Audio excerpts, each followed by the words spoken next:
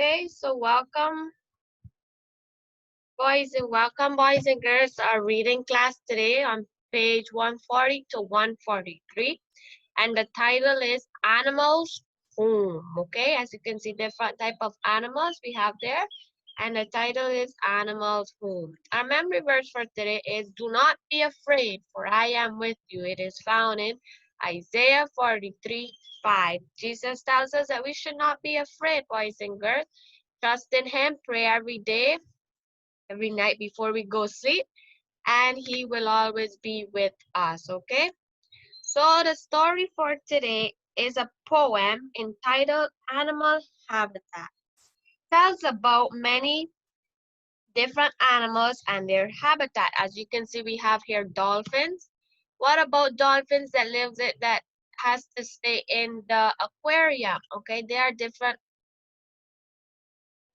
animals. It tells about the diverse habitats around the world and which animals have adapted to these environments. We have the lion and we have different types of animals, okay?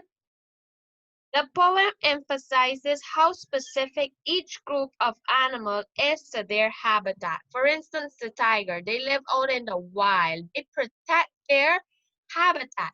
And as we can see, the dolphins, they live in the sea and they protect also their habitat, okay? See, we have different types of animals here, like the monkey. The monkey lives in the forest and they protect their habitat, okay? The poem, we have another poem about the alligator and crocodile, okay? As you can see, the alligator has like a round mouth somehow, and the crocodile is more pointy, okay? It's more pointy. It tells about the similarities and differences between alligators and crocodiles. So in the story also, it would tell us what different and what similar do a crocodile and an alligator have. It delivers scientific facts in a playful way.